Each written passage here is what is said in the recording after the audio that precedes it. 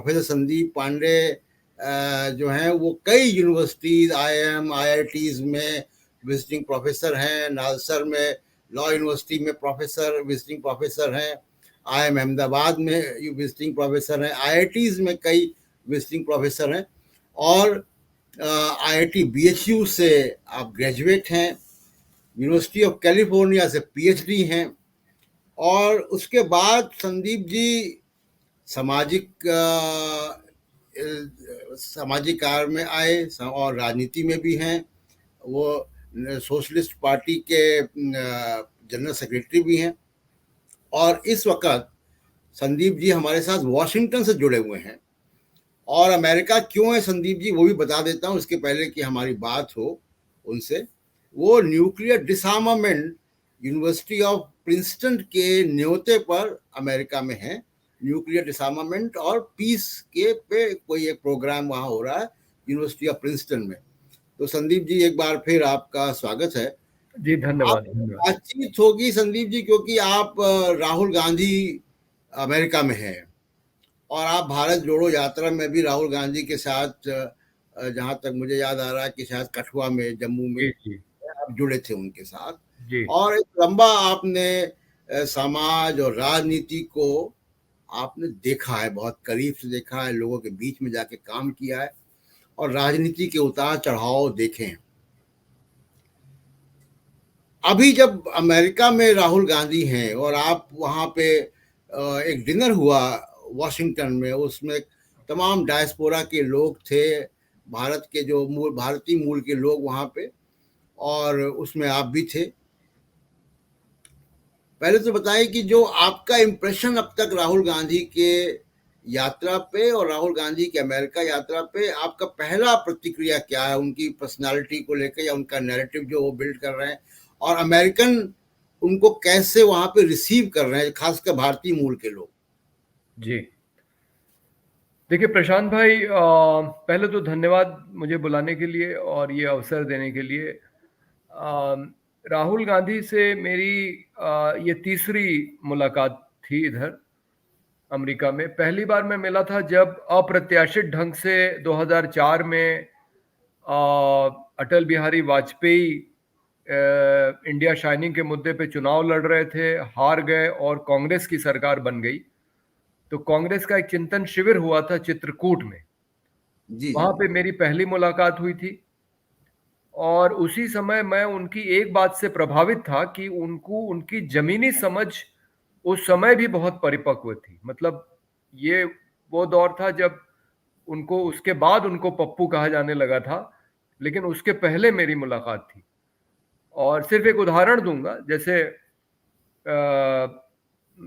वो हमसे ये जानना चाह रहे थे कि कांग्रेस का दलित आधार वापस कैसे आए। तो हमने कहा भाई आपके कार्यकर्ताओं को वही करना पड़ेगा जो हम लोग करते हैं। गरीबों के लिए जो भी सुविधाएं सरकार से मिलती हैं वो आपको उनको अगर वो दिलवाने का काम करें तो गरीब तो ज्यादातर दलित है, वो आपके साथ आ जाएगा। अगर उसको राशन मिलने लगेगा, अगर उसको जमीन के पट्टे मिल जाएंगे, अगर उसको वृद्धावस्था और विधवा पेंशन और इस तरह की चीजें मिलने लगेंगी। तो उन्होंने ये कहा कि आप यहाँ देख रहे हैं 300 लोग आए हैं, अब 300 में 90% तो ब्राह्मणों के लड़के हैं, तो आप ब्राह्मणों के लड़कों से उम्मीद करते हैं कि वो दलितों के लिए काम करेंगे। तो मैं अवाक रह गया कि ये जानते हुए कि ये सब नकारा लोग हैं, उनकी पार्टी के जो कार्यकर्ता हैं, लेकिन फिर भी वो उनका एक प्रशिक्षण करा रहे थे। मैं था, NC सक्सेना साहब थे, सुधा पाई जी थी और एक शर्मा जी थे कानपुर के पॉलिटिकल साइंस के प्रोफेसर। तो मुझे बहुत इस बात ने और उन्होंने ये भी कहा कि जब मैं अमेठी के DM को कहता हूं कि फला दलित के घर एक हैंडपंप लगवा दो मेरे MP कोटे से, और जब अगली बार जाता हूं तो देखता हूं वो हैंडपंप किसी ब्राह्मण या ठाकुर के आहते में लगा हुआ है, तो मुझे लगा कि भाई ये तो जमीनी हकीकत को बहुत अच्छी तरह समझते हैं। अब दिक्कत यह है कि राहुल गांधी एक राजनीतिज्ञ नहीं है, वो एक बहुत बेहतर सामाजिक कार्यकर्ता हो सकते थे। तो इसलिए उनको दिक्कत आती है क्योंकि वो सीधे सरल आदमी हैं और सीधी बात कह देते हैं। तो बीजेपी वालों ने उनको पप्पू बना दिया। लेकिन जो भारत जोड़ो यात्रा थी उसमें उनका उनका व्यक्तित्व बहुत निखर के आया है। कर्नाटक चुनाव के पहले मुझे लग रहा था कि उनकी पार्टी को कोई विशेष फायदा उसका नहीं मिला होगा, लेकिन अब तो लग रहा है कि शायद पार्टी को भी कुछ फायदा मिला है। और यहाँ पे जो राहुल गांधी बातें कर रहे हैं अमेरिका में, अब तो वो और भी परिपक्व ढंग से भारत जोड़ो यात्रा के बाद अब ये कहने लगे हैं जो बात हमारे जैसे सामाजिक कार्यकर्ता या बुद्धिजीवी कहते थे कि भाई दो धाराएं हैं भारत में राष्ट्रवाद की। एक एक है जो आजादी के आंदोलन से निकली, जो गांधी की दृष्टि से निकली, जिसमें समता, न्याय, स्वतंत्रता और बंधुत्व जैसे मूल्य उसमें समाहित हैं। और दूसरी जो राष्ट्रवाद की धारा आई है, अजीब बात है कि जिसने आज़ादी के आंदोलन में कोई योगदान नहीं दिया, लेकिन वो भारत को एक हिंदू राष्ट्र के रूप में देखना चाहती है। वो तानाशाही है, वो जुल्मी है, अत्याचार करती है। वो न सिर्फ अल्पसंख्यकों पे जो उनके निशाने पे रहते हैं, बल्कि वो आदिवासियों, महिलाओं के साथ देखिए महिला पहलवानों का क्या हाल कर दिया इन्होंने। जी जी बिल्कुल। ये बहुत जुल्मी विचारधारा है। और कुल मिला के राहुल गांधी यही बात कह रहे थे कि अमेरिका के हित में है कि वो एक लोकतांत्रिक भारत के साथ रिश्ता रखे, बल्कि वो यूं कह रहे थे कि अमेरिका ये तय करे कि उसे किस तरह के भारत के साथ रिश्ता रखना है। उसे एक तानाशाही, जुल्मी भारत के साथ रिश्ता रखना है जहां नफरत फैलाई जा रही हो, या उसे एक लोकतांत्रिक भारत चाहिए, उसे वो भारत चाहिए जो जो गांधी की दृष्टि वाला भारत है। और इस बात को वो बहुत अच्छी तरह से रख रहे हैं और लोग समझ भी रहे हैं। मोहब्बत को उन्होंने एक राजनीति के क्षेत्र में एक विषय के रूप में वो उन्होंने प्रवेश कराया है। वो कह रहे थे कि जब वो पहले लोगों से मिलते थे तो लोग उनसे सिर्फ इतना कहते थे कि आप अच्छा काम कर रहे हैं, या कोई कहता था कि आप ये ठीक नहीं कर रहे हैं, लेकिन अब लोग उनसे आई लव यू कहते हैं जब मिलते हैं। और उनको लग रहा है कि वो भारत का जो राजनीतिक जो जो पूरा परिदृश्य है, जो चर्चा है, उसको बदलने की कोशिश कर रहे हैं। और इसमें थोड़ी बहुत उनको सफलता निश्चित रूप से मिल रही है, जिस तरह से लोगों की प्रतिक्रिया यहाँ दिखाई पड़ी। मतलब मुझे तो आशंका थी कि कहीं क्योंकि राहुल गांधी के कार्यक्रमों में अक्सर होता है कि कोई ना कोई विरोध का स्वर उठता है, लेकिन वॉशिंगटन डीसी के कार्यक्रमों में मैंने देखा कि लोग बड़े ध्यान से उनकी बातें सुन रहे थे और उसका समर्थन कर रहे थे, और उन्हें वो बातें अच्छी लग रही थी जो वो कर रहे थे, और उनके साथ लोग एक जुड़ाव भी महसूस कर रहे थे। और कल जो आखिरी कार्यक्रम हुआ, यहाँ के प्रेस कॉन्फ्रेंस को छोड़ के मुझे सभी कार्यक्रमों में भाग लेने का मौका मिला। कल आखिरी कार्यक्रम में तो उनका जो व्यक्तित्व है, उसका जो एक बहुत मानवीय पहलू है, वो देखने को मिला। जब करीब 250-300 की भीड़ कैपिटल हिल पे, यानी कि अमेरिका की संसद के बगल में जो भवन है जहाँ पे उनके सांसदों के दफ्तर हैं, उसके एक हॉल में जब लोग उनसे मिलने आए थे, और जाहिर है कि बहुत सारे लोग चाहते हैं कि उनके साथ फोटो खिंचाएं, तो उनको जब ये लगा कि कहीं यहाँ आपाधापी न मच जाए, तो उन्होंने खुद ये ऐलान किया कि वो लोगों के बीच में जाएंगे और बारी बारी छोटे छोटे समूहों में लोग उनके साथ फोटो खिंचा सकते हैं। तो मुझे नहीं लगता कि आज की भारतीय राजनीति में कोई भी ऐसा नेता है, किसी भी दल का कोई बड़ा नेता, मतलब मुख्यमंत्री, प्रधानमंत्री स्तर का या पार्टी का अध्यक्ष, जो ये कहेगा कि नहीं मैं लोगों के बीच में आ जाता हूं और वहीं पे आप फोटो खिंचा लीजिए। तो ये उनका एक पहलू है उनके व्यक्तित्व का, जो बहुत आकर्षित करता है लोगों को, और लोग सीधे जुड़ाव महसूस करते हैं। और कुल मिला के उनका दौरा बहुत सकारात्मक रहा। प्रोफेसर संदीप, मैं राजनीति और समाज और तमाम सारी बातों से आपसे डिस्कस करनी है, लंबा चौड़ा एजेंडा है अगले आधे घंटे में आपके साथ। लेकिन अभी एक बात आपने कही, और उस पर मैं जरूर चाहता हूं कि आपका दृष्टिकोण क्या है। कि आपने कहा कि वो सामाजिक कार्यकर्ता हो सकते, राजनीतिक नहीं हो सकते। तो ये जो एक कॉमन परसेप्शन है कि राजनीति का मतलब एमएलए खरीद लो, राजनीति का मतलब ब्रजभूषण शरण सिंह, राजनीति का मतलब ईवीएम में हेर फेर कर दो, राजनीति का मतलब कि पैसा और फार्म हाउस और रिसोर्ट की राजनीति, यानी तीन तिकड़म, muscle power, money power, corporate, media खरीद लो, ये राजनीति का मतलब हो गया। राजनीति का मतलब अब वो नहीं रह गया कि उसमें मानवता हो, उसमें लोकतंत्र हो। तो क्या मतलब इसको माना जाए कि ये प्रैक्टिकल राजनीति की परिभाषा जो है, जिसमें कांग्रेस के अंदर ही बहुत सारे लोग हैं जो इस बात के वकालत करते हैं कि राहुल गांधी को प्रैक्टिकल पॉलिटिक्स करनी चाहिए। जी जी। तो नई पॉलिटिक्स राहुल गांधी ला रहे हैं और उसमें एक मतलब उसको आप कहें कि एक लकीर भी खिंच रही है। कर्नाटक के रिजल्ट हमारे सामने जी है। जी। तो और जैसा रिसेप्शन भारत जोड़ो यात्रा को मिला, तो आपको लगता है कि जो राजनीति की एक ये सेट परिभाषा है और वो परिभाषा राजनीति की सामाजिक वर्चस्व वालों ने बनाई है ताकि उनका दुकान चलती रहे, उसमें मानवता ना आए, उसमें बराबरी की बात ना आए, लोकतंत्र ना आए। जी जी। तो आपको लगता है कि ये बदलेगी या ये ठीक है? नहीं नहीं, आपकी बात बिल्कुल सही है कि मैं भी एक छोटी सी पार्टी से जुड़ा हूँ, सोशलिस्ट पार्टी, जी और जी हम जी चुनाव लड़ते हैं तो हमारे उम्मीदवारों को बहुत कम वोट मिलते हैं। लेकिन हम लोगों के मुद्दों को उठाते हैं। जैसे उत्तर प्रदेश में इस समय हमने जो खुले पशुओं का मुद्दा है, जो किसानों की फसल खा जा रहे हैं, जी जी हमने जी उसको उठाया है। और जिसको कोई पार्टी उठाने को तैयार नहीं है, क्योंकि उनको लगता है कि जब आप ये मुद्दा उठाएंगे तो कहीं हिंदुओं की भावना ना आहत हो जाए।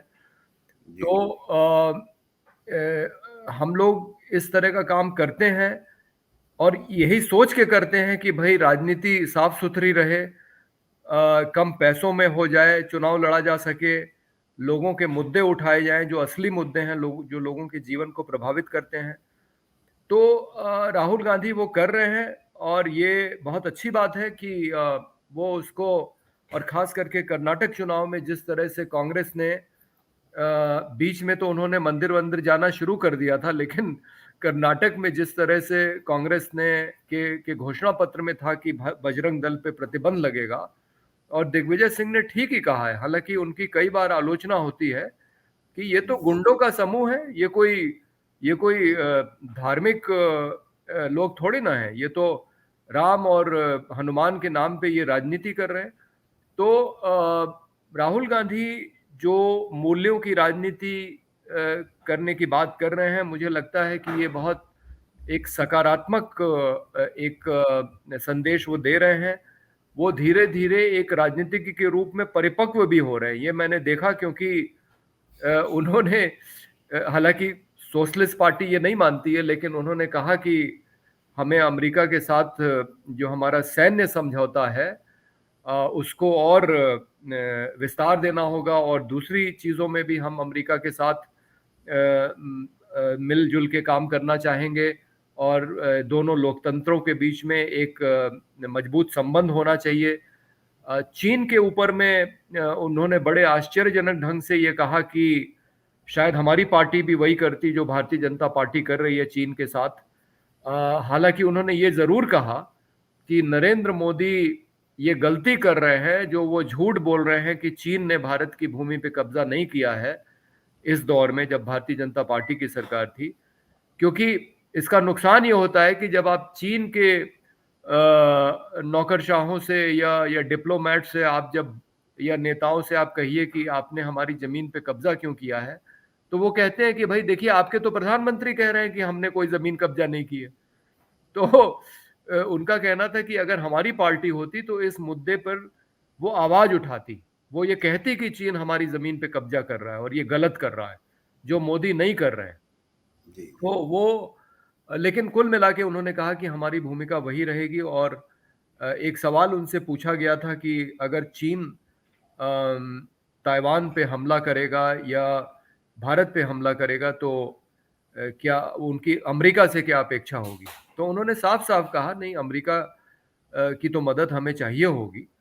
और रूस यूक्रेन के मामले पे भी उन्होंने साफ कहा, हमारी पार्टी तो यूक्रेन के साथ खड़ी है क्योंकि यूक्रेन पे हमला हो रहा है, लेकिन उन्होंने कहा कि नहीं, भारत का रूस के साथ एक संबंध रहा है, हमारी उन पे एक निर्भरता है और इसलिए हमें हमें एक तटस्थ भूमिका ही लेनी पड़ेगी रूस यूक्रेन के युद्ध में।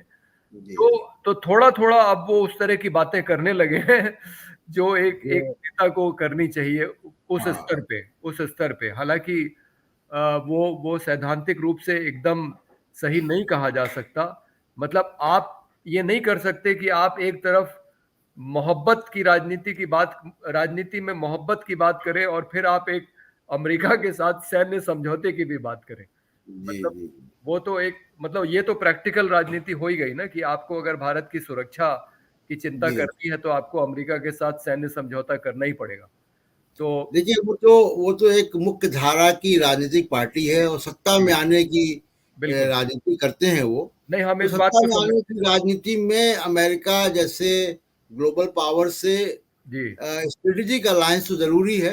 जी जी, और मैं बिल्कुल, मैं उन समझता हूँ वो ये बातें जी, क्यों जी, कर रहे हैं, और हम लोग उनके साथ ही खड़े हुए हैं। ये बात मैंने उनको कठुआ में कही। वो जी, मेरी सोशलिस्ट पार्टी का बिल्ला जो मेरे कुर्ते पे लगा था उसको उठा के देख रहे थे। तो मैंने कहा, देखिए, मैं सोशलिस्ट पार्टी में हूँ, मैं कांग्रेस में नहीं आने वाला हूँ। हालांकि दिग्विजय सिंह जी चाहते हैं कि मैं आऊं, लेकिन हम आपके साथ वैचारिक एक संबंध बनाएंगे, आपका समर्थन करेंगे, क्योंकि इस समय हमारी लड़ाई एक फांसीवादी ताकत से है जो लोकतंत्र में बिल्कुल विश्वास नहीं रखती, जो नफरत के आधार पे, हिंसा के आधार पे राजनीति कर रही है शुरू से ही की। गांधी की जी, जी, हत्या से लेके पूरा अब तक इतिहास हिंसा से भरा पड़ा है, बड़ा बड़ा। आरएसएस और बीजेपी का। तो इस समय तो हम पूरी तरह से कांग्रेस के साथ में ही हैं, राहुल गांधी के साथ में हैं, क्योंकि इस समय भारतीय जनता पार्टी को हराना बहुत जरूरी है।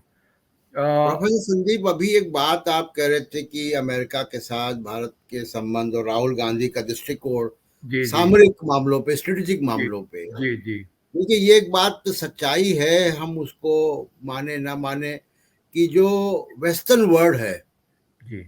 पश्चिम यूरोप, वेस्टर्न यूरोप और अमेरिका, यानी नेटो मुल्क, हम्म। इनका ग्लोबल जियोपॉलिटिक्स में पलड़ा भारी है। जी जी और इस वक्त ये थ्रेटन है, इनका जो, इनकी चिंता है वो चीन का बढ़ता हुआ रुतबा, जी जी और उसको कंटेन करना इनके लिए चुनौती है। जी जी आप देखिए, क्वाड का भी जो एक बन रहा है सिक्योरिटी अम्ब्रेला जी एशिया जी पैसिफिक का, वो भी इसी के मद्देनजर बनाया जा रहा है। जी आज राहुल गांधी ने दो तीन बड़ी रेखांकित करने वाली बातें की हैं जो डिफरेंट हैं। हम्म एक, उन्होंने वो जो चीन का प्रोग्राम है, हम्म वो वन बेल्ट वन रोड वाला, हम्म उस प्रोग्राम को उन्होंने कहा कि ये डेमोक्रेटिक प्रोग्राम नहीं है। हम्म ये एक पोजीशन ली है उन्होंने कि वो हम्म। डेमोक्रेटिक प्रोग्राम नहीं है। दूसरी, जी। उन्होंने कहा कि जो चीन का प्रोडक्शन है, हम्म अमेरिका और यूरोप ने अपने प्रोडक्शन बंद कर दिए। हम्म। भारत इस मामले पे चीन की बराबरी कर सकता है प्रोडक्शन के मामले पे, जी। लेकिन हमारा प्रोडक्शन लोकतांत्रिक होगा। हम्म तो एक तरीके से उन्होंने आह्वान किया है पश्चिम का हम्म कि आप भारत पे हम्म। अपना दांव खेलो, हम चाइना को कंटेन करेंगे जहां आपको परेशानी हो रही है, जी जी जी। लेकिन हमारा सिस्टम लोकतांत्रिक होगा। हम्म। तो मुझे लगता है कि क्या ये आपको लग रहा है कि ये कोई एक बड़ी क्लेवर उनका मूव है, जो जो नरेंद्र मोदी ऑफर नहीं कर पाए अमेरिका को? हाँ हाँ हाँ। नहीं, ये तो बात सही है, और वो ये तो बात खुल के कह रहे हैं कि भाई अमेरिका तय करे कि उसके हित में क्या है, उसके हित में कौन सा भारत है, एक लोकतांत्रिक भारत या एक अलोकतांत्रिक भारत। और निश्चित रूप से वो संदेश दे रहे हैं कि अमेरिका के साथ हमारा रिश्ता और मजबूत होता है, हो सकता है, और पश्चिमी देशों के साथ भी। और अमेरिका की तो मजबूरी है इस समय। जी आपको बताएं कि यहाँ एक संस्था है जो, जिसका नाम है US commission on international religious freedom. वो 4 साल से ये प्रस्ताव पारित कर रही है, और अमेरिका की संसद में भी ये कोशिश की गई, लेकिन वहां पे वो पारित नहीं हो पाया कि भारत को एक कंट्री ऑफ पर्टिकुलर कंसर्न का दर्जा दिया जाए, यानी कि एक ऐसा देश जहां मानवाधिकारों का उल्लंघन हो रहा है। लेकिन वो अमेरिका करने को तैयार नहीं है, अमेरिका उस पर बोलने को तैयार नहीं है। देखिए बीबीसी के ऊपर जो छापा पड़ा उस पर भी यहाँ पे यही भूमिका ली गई कि नहीं, मतलब उस पर कुछ बोला ही नहीं गया और कहा गया कि भारत में सब कुछ ठीक चल रहा है। तो अमेरिका की मजबूरी है कि उसे भी भारत का साथ चाहिए। जी और जी राहुल गांधी जो बात कर रहे हैं वो निश्चित रूप से जिसको कहते हैं कान में संगीत की तरह अमेरिका को सुनाई पड़ रहा होगा। वो अमेरिका से रिश्ता मजबूत करने की बात कर रहे हैं। और चीन, ये तो बात सही है कि ताकतवर बना है, लेकिन हमको ये बात ध्यान में रखनी चाहिए कि चीन ने जिस तरह से अपने आप को आर्थिक रूप से मजबूत किया है, इसलिए वो अब चुनौती बन रहा है। जी तो वो सिर्फ सिर्फ अपनी सैन्य ताकत के आधार पे नहीं है, वो तो उसकी ताकत है ही, वो सुरक्षा परिषद का सदस्य है, उसके पास परमाणु हथियार हैं। पर ऐसा भी नहीं है कि उसके पास इतने हथियार हैं जितने कि अमेरिका और रूस के पास है। अमेरिका और रूस के पास तो इस समय 2,500 से 3,000 परमाणु हथियार हैं। चीन के पास शायद 500 के करीब होंगे, भारत के पास करीब 100 हैं। तो इस उस तरह से देखा जाए तो चीन कोई बहुत सैन्य रूप से कोई खतरा नहीं है अमेरिका के लिए, न तो रूस के लिए है। हालांकि रूस के साथ तो उसके रिश्ते अब बहुत सुधर गए हैं।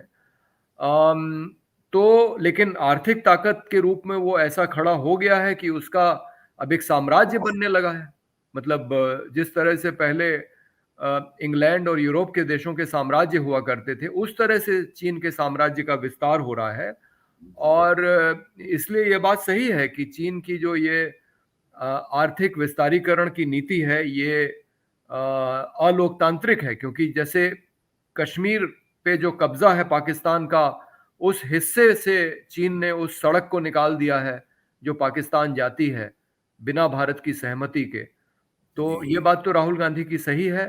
और ये भी सही है कि वो अमेरिका को न्योता दे रहे हैं भारत के साथ अपने रिश्ता और मजबूत करने के लिए। लेकिन वो साथ ही साथ ये भी बहुत स्पष्ट संदेश दे रहे हैं कि इस समय जो सरकार भारत में है वो भारत के लिए ठीक नहीं है और अमेरिका के लिए भी ठीक नहीं है। जी जी। तो आपको लगता है कि ये संदेश अमेरिका में जा रहा है, जैसे आपको लग रहा है कि आप तो कह रहे हैं कि अमेरिका को ये संगीत लगेगा जो राहुल गांधी बोल रहे हैं? हाँ, मतलब देखिए सुनने में तो वो बात स्वाभाविक लगती है, लेकिन जी जी अमेरिका का अगर, बल्कि एक मीटिंग में तो एक एक पॉलिटिकल साइंस के प्रोफेसर साहब हैं, मुख्तदार खान साहब, उन्होंने तो ये बोल ही दिया कि भारत को अमेरिका के बजाय चीन के साथ दोस्ती करनी चाहिए, क्योंकि क्योंकि और एशिया को एक ताकत के रूप में बनाना चाहिए, क्योंकि अमेरिका का ये इतिहास रहा है कि वो अपने जो सहयोगी मुल्क होते हैं उनका वो बहुत साथ देता नहीं है, और बल्कि धोखा भी दे देता है कई बार। जी जी और जी उन्होंने अफगानिस्तान का उदाहरण दिया और पाकिस्तान का उदाहरण दिया। तो अमेरिका के साथ मुझे लगता है ये सावधानी बरतनी होगी, और ये इतने समझदार तो हैं कि वो भी इस बात को समझते हैं कि अमेरिका हमें दो वजहों से हमारे साथ इस समय वर्तमान दौर में दोस्ती चाह रहा है। एक तो वो चीन को रोकना चाहता है, चीन की बढ़ती हुई ताकत को, और जी उसको दिखाई पड़ रहा है कि भारत एक ऐसी बड़ी ताकत है उस क्षेत्र में जो उसकी मदद कर सकती है। और दूसरा जो भारत का बड़ा बाजार है, मतलब हम हमारे देश ने जब से, आप देखिए, आर्थिक उदारीकरण की नीति अपनाई है, निजीकरण, वैश्वीकरण, उदारीकरण की, तब से हमारा रूस के बजाय पश्चिमी देशों से हमारे संबंध ज्यादा मजबूत होने लगे हैं, सुधर गए हैं। जी और उसकी बड़ी वजह यह है कि हमारे पास एक बड़ा बाजार है जो हमने उनके लिए खोल दिया है। और इस बिल्कुल बात को तो प्रेसिडेंट बाइडेन ने सीधे सीधे कही दिया कि जो एयर इंडिया हमसे 220 जहाज खरीद रहा है, उसकी वजह से अमेरिका में लाखों लोगों को 44 राज्यों में लाखों लोगों को नौकरियां मिलेंगी। तो हाँ, ये आर्थिक उदारीकरण का ये एक दूसरा पक्ष है जी जी। कि वो हम सामान खरीदते हैं और रोजगार वहां पैदा करते हैं। जी। इसका जवाब मेरे ख्याल से राहुल गांधी का जो प्रोडक्शन मॉडल है हाँ। वो है कुछ, अभी वो बहुत ही नेसेंट स्टेजेस में है। वो सरकार में जब आएंगे तो देखेंगे कैसे वो इम्प्लीमेंट करते हैं। एक बात मैं आपसे जानना चाहता हूँ प्रोफेसर संदीप, कि आपने अमेरिका में पढ़ाई की है और वहां से पीएचडी किया है कैलिफोर्निया यूनिवर्सिटी से। उसके बाद काफी आपका आना जाना अमेरिका में किसी न किसी कार्यक्रमों में रहता है, और अभी भी आप अमेरिका में यूनिवर्सिटी ऑफ प्रिंसटन के इनविटेशन पे वहां पे हैं। तो आपका काफी मतलब आमना सामना है डायस्पोरा से, जो भारतीय मूल के लोग हैं अमेरिका में। उसमें बड़ा बदलाव मैं देख रहा हूँ। बदलाव ये हुआ कि पहले वहां पे बीजेपी नहीं थी बिल्कुल भी, वो कांग्रेस, क्योंकि फ्रीडम मूवमेंट के समय से वो डायस्पोरा बनना शुरू हो गया था, और वो कांग्रेस का वहां पे एकाधिकार था। उसके बाद बड़े तेजी से लोग गए, खासकर जो आईटी सेक्टर के लोग गए, और बीजेपी का वहां पे थोड़ा सा बनने लगा, और मोदी साहब का वीजा भी कैंसिल हुआ। डायस्पोरा इतना ताकतवर था वहां पे कि मोदी साहब का वीजा भी कैंसिल करवा दिया। एक्टिविस्ट वहां पे अमेरिकन जो इंडियन मूल के हैं, भारतीय मूल के। फिर उसमें एक तब्दीली और देख रहा हूं कि बड़ी संख्या में वहां पे अब अम्बेडकराइट्स भी हैं। अब वहां पे इक्वलिटी लैब भी है। अब वहां पे यूनिवर्सिटी ऑफ कैलिफोर्निया में दबाव डाल के नियम बनवा दिया गया कि कास्ट डिस्क्रिमिनेशन जो है, जी जातिगत भेदभाव रंग भेद के तौर पर देखा जाएगा। तो एक diaspora secular progressive Ambedkarite Muslims का है, और दूसरा मोदी जी का है, जो जो अभी हम देखेंगे अगले 2 हफ्ते बाद जब वो जाएंगे। जी। जी तो ये इसमें किसका पलड़ा भारी है, क्या है ये डायनेमिक्स, क्या है वहां की, जरा समझाइए। जी, ये बात सही है आपकी कि इसका उभार हाल के वर्षों में हुआ है। 30 साल पहले मैं जब छात्र था यूनिवर्सिटी ऑफ कैलिफोर्निया बर्कली के कैंपस पे, तो हमने एक संस्था बनाई थी आशा नाम की। आज वो आशा फॉर एजुकेशन के नाम से है। और हम लोगों ने यहाँ पैसा इकट्ठा करना शुरू किया था कि भारत में जो बच्चे शिक्षा से वंचित हैं, उसी साल एक किताब आई थी the child in the state in India.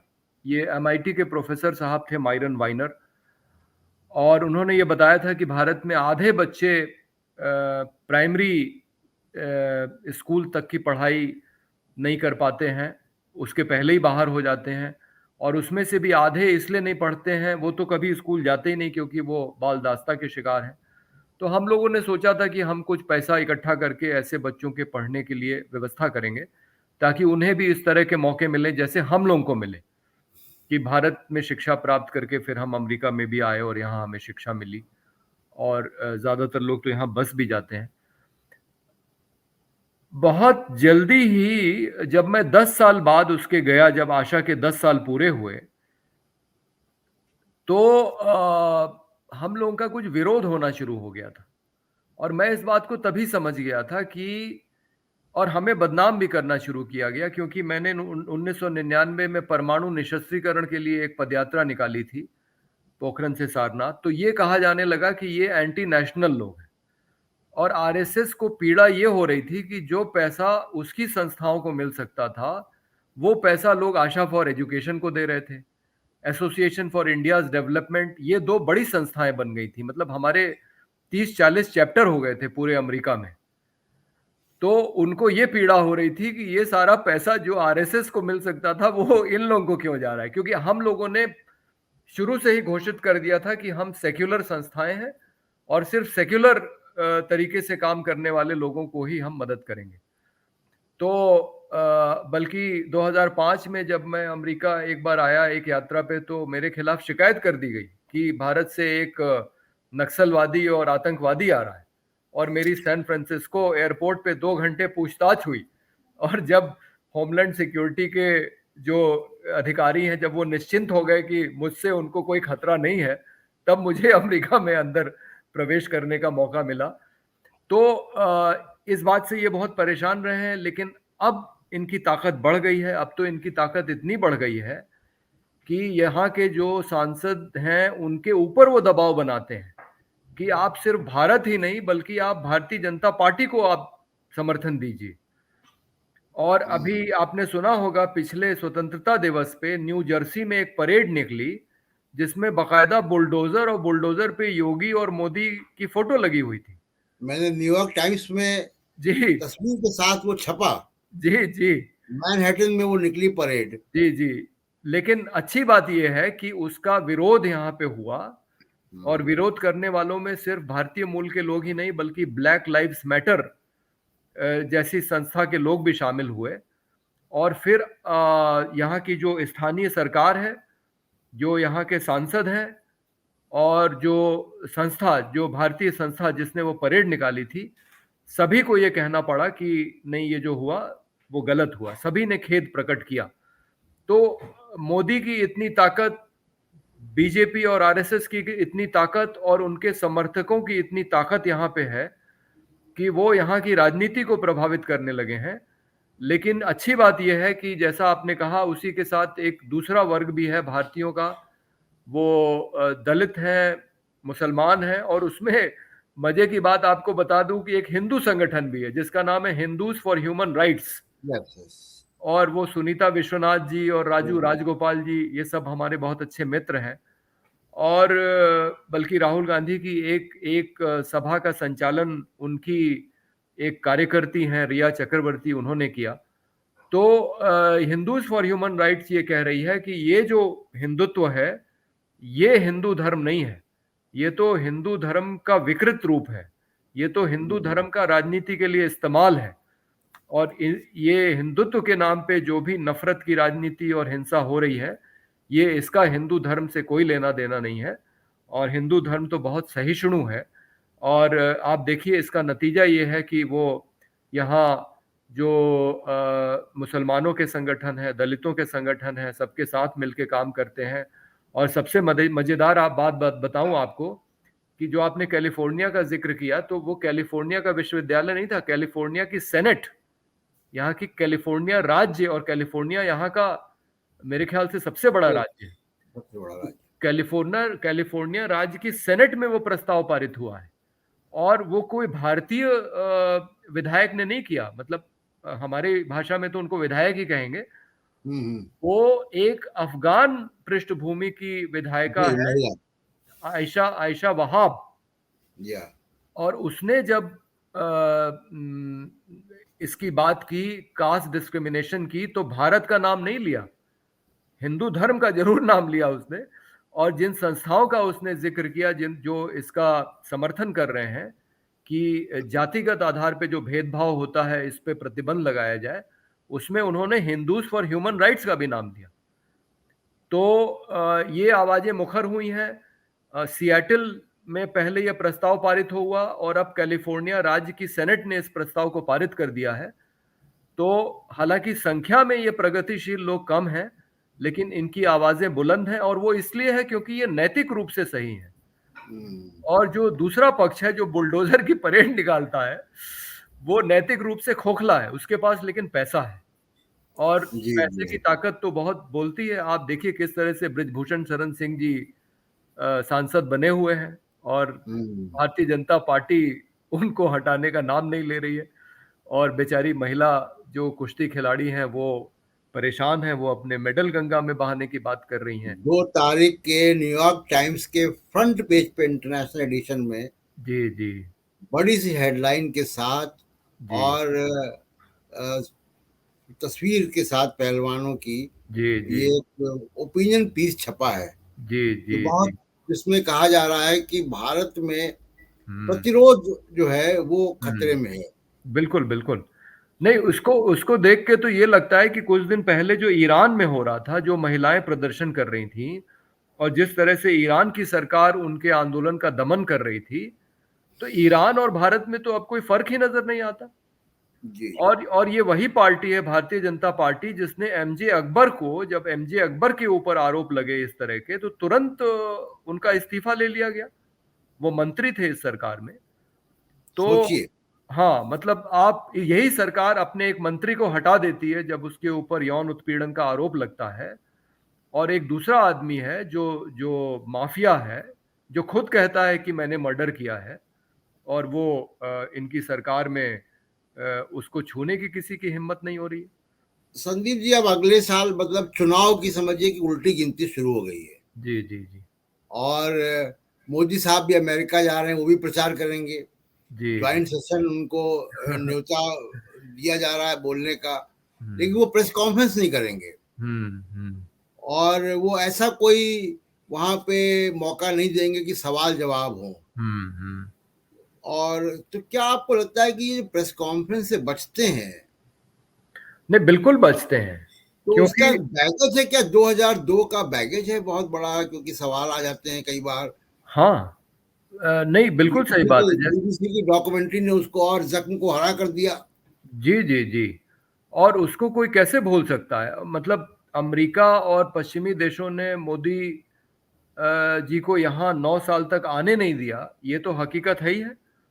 और जी मेरे ख्याल से जब ये प्रधानमंत्री नहीं रहेंगे, जो मेरी समझ है, तो वो प्रतिबंध फिर से लागू हो जाएगा। जी ये तो सिर्फ प्रधानमंत्री हैं इसलिए बचे हुए हैं। तो जी जी। प्रधानमंत्री बनने से आपका अपराध कोई कम तो हो नहीं जाता।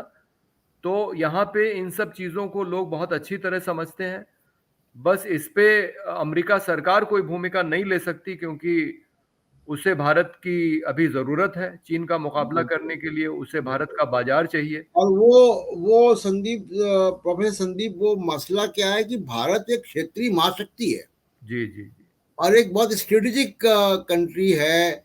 हमारी आर्थिक स्थिति भी कोई इतनी कमजोर नहीं है। जी हमारे जी। पास बड़ा वर्कफोर्स है, बड़ा बाजार है। हम्म। तो इसलिए अमेरिका को, पश्चिम को हमारी जरूरत है। जी तो जी जी। भारत का प्रधानमंत्री जो भी होगा, हाँ। उसका तो रुतबा होगा ही, कोई जी भी जी हो, जी जी जी।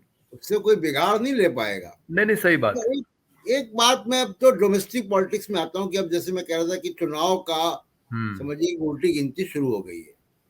एक साल से भी कम समय है कि नया प्रधानमंत्री भारत में होगा, जी या जी। यही होंगे या नया होगा। हम्म तो अब इसको हम देखें कि राहुल गांधी का जो अब भारत जोड़ो यात्रा के बाद और कर्नाटक की जीत के बाद, आपको लग रहा है क्या कि उत्तर भारत में कोई असर होगा? एक बात, दूसरा चीज इसी में जुड़ा हुआ सवाल मैं आपसे पूछ लूं कि कर्नाटक की हार को आप कैसे देख रहे हैं, क्योंकि कर्नाटक एकमात्र एक फुट होल्ड था बीजेपी का हम्म दक्षिण भारत।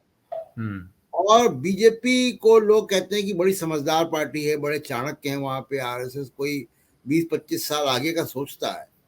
लेकिन 9 साल हो गए मोदी साहब को प्रधानमंत्री बने हुए, दक्षिण में नहीं जा पाए ये। हम्म। तो और आप उत्तर भारत में ही हैं। और आपको याद दिला दें, आप तो, हम लोग लगभग एक ही उम्र के हैं, कि इंदिरा गांधी जब इमरजेंसी के बाद बुरी तरह हारी, रायबरेली से अपना भी चुनाव हार गई, तब भी 100 से ऊपर सीटें उनको दक्षिण भारत से आ गई थी। जी जी। तो वो एक सेफ्टी वॉल था। तो अगर उत्तर भारत में कोई भी सामाजिक ताना बाना बिगड़ा और बीजेपी का कुछ मामला बिगड़ा, तो दक्षिण में तो ये गए नहीं, और एकमात्र वो उखड़ गया। आपकी क्या इस पे दृष्टिकोण है? देखिए, ये चुनाव बहुत महत्वपूर्ण है।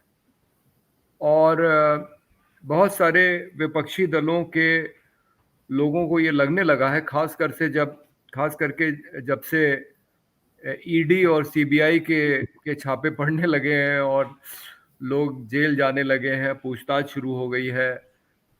तो अब लोगों को लगने लगा है कि अगर इस पार्टी को नहीं हराया गया अगले चुनाव में, तो भारत में लोकतंत्र एकदम खत्म हो जाएगा। और जो रही सही गुंजाइश भी है थोड़े प्रतिरोध की, वो एकदम खत्म हो जाएगी। और दिन प्रतिदिन वो धारणा मजबूत होती जा रही है। ये महिला कुश्ती कुश्ती पहलवान जो है, इनके प्रदर्शन से तो अब ये बहुत साफ हो गया है कि जी भारतीय जनता पार्टी को किसी भी लोकतंत्र, किसी भी लोकतांत्रिक मूल्य या मानवीय मूल्यों से कोई लेना देना नहीं है। उसे सिर्फ सत्ता से मतलब है, और सत्ता में बने रहने के लिए वो किसी भी हद तक जा सकती है। वो बृजभूषण शरण सिंह और अजय मिश्रा टेनी जैसे अपराधियों का भी समर्थन कर सकती है। तो जैसा नीतीश कुमार कह रहे हैं, जैसा सत्यपाल मलिक कह रहे हैं, जैसे और कुछ नेता कह रहे हैं कि अगर भारतीय जनता पार्टी के खिलाफ विपक्ष का एक उम्मीदवार रहेगा, तब तो कुछ उम्मीद बनती है। क्योंकि आप देखें, पिछले लोकसभा चुनाव में इनको 39% मत मिले थे। हमारे मित्र सेवानिवृत्त आईएएस अधिकारी एमजी देवसहायम जी कहते हैं कि 39% तो जो मतदान हुआ था उसका था। जो पंजीकृत मतदाता हैं उनका तो सिर्फ 25% मत ही इनको मिला था। तो ये यानी, बहुत इम्पोर्टेंट बात आपने बताई है। जी जी, ये एमजी देवसाहेब का पूरा एक लेख है कि पोल्ड वोट्स का 39% था, रजिस्टर्ड वोट का तो वो 25% ही है। तो अगर जो मतदाता इनके अभी इनको वोट नहीं दे रहे हैं, वो सब मिलके एक जगह अगर वो वोट डालेंगे, तो भारतीय जनता पार्टी के लिए बहुत बड़ी मुश्किल होने वाली है। ये अभी तक जीतते ऐसे रहे हैं कि ये विपक्ष के मत को बांट देते हैं। जैसे उत्तर प्रदेश में आप सोचिए, देवबंद जैसी सीट पे जो जो मुस्लिम बाहुल्य है, वहां जी पे समाजवादी पार्टी का उम्मीदवार तो जाहिर है कि मुस्लिम होगा, और बहुजन समाज पार्टी भी जब अपना मुस्लिम उम्मीदवार खड़ा कर देती है, तो भारतीय जनता पार्टी का हिंदू उम्मीदवार जीत जाता है। तो इस तरह से ये तो एक उदाहरण है। इस तरह से इन्होंने चुनाव जीते हैं। जहां ये चुनाव जीतते नहीं है, वहां पैसे की ताकत पे चुनी हुई सरकारों को गिरा देते हैं और अपनी सरकार बना लेते हैं। लेकिन इसमें एक जो बहुत बड़ा फैक्टर है, जिसको लेके एमजी देवसाहेब जी पूरा एक अभियान चला रहे हैं अपने साथियों के साथ मिलके, जिसमें कई रिटायर्ड नौकरशाह, जज और प्रतिष्ठित नागरिक शामिल हैं, पत्रकार भी हैं। पैमेला फिलिपोस भी आप जानते हैं, उसका हिस्सा है। हाँ तो ये सब लोग ये कह रहे हैं कि ईवीएम के माध्यम से चुनाव नहीं होना चाहिए। और मेरी समझ ऐसी है कि सिर्फ ईवीएम से नहीं हेराफेरी होती है। ईवीएम के साथ आपको एक अपना समर्थक अधिकारी भी चाहिए।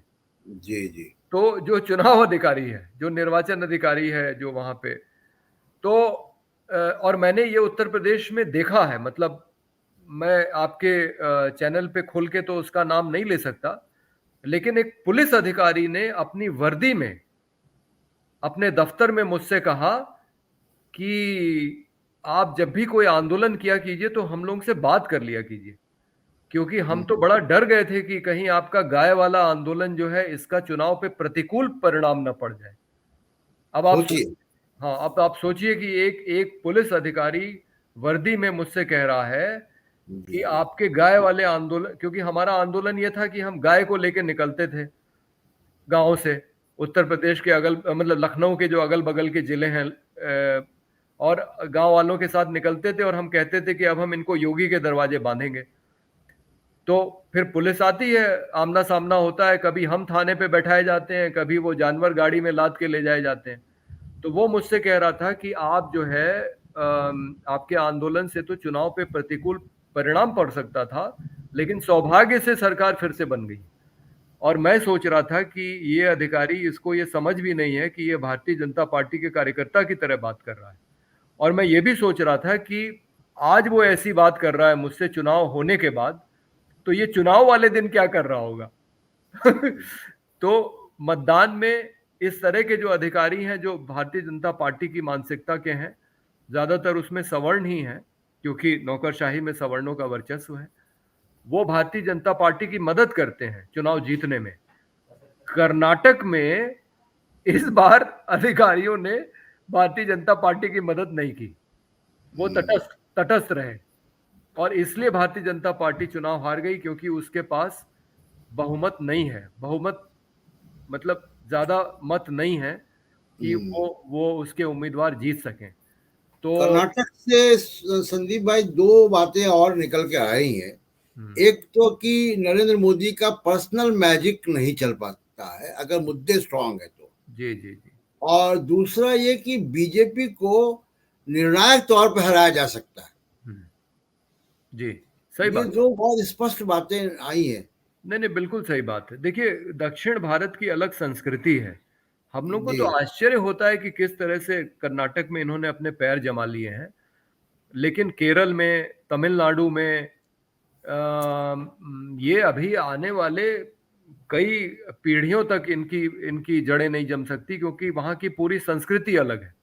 जी जी और आप देखें, तेलंगाना और आंध्रा में भी दूसरे दलों की सरकारें हैं। तो जो भारतीय जनता पार्टी की राजनीति है, हिंदू हिंदी हिंदुस्तान वाली, वो वो दक्षिण भारत के लोगों को अपील नहीं करती है।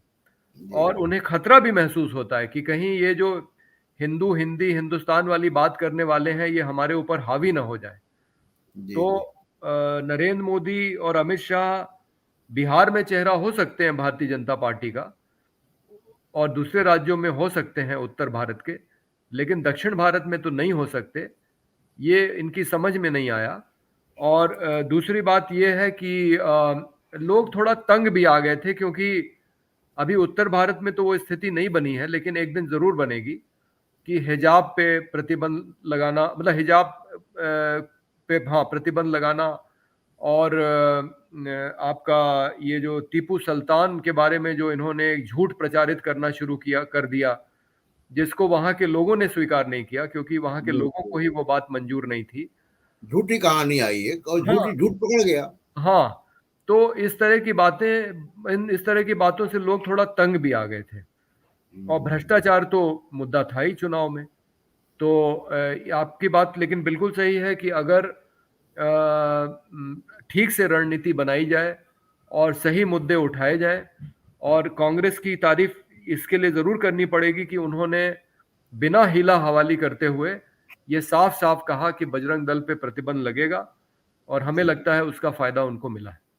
जी एक जो बात आप कह रहे थे दक्षिण भारत की कि वहाँ बीजेपी नहीं जा पाई या आगे भी नहीं जा पाएगी, मेरा उसमें दृष्टिकोण ये है कि जहाँ जहाँ सामाजिक 20वीं शताब्दी में जी जी।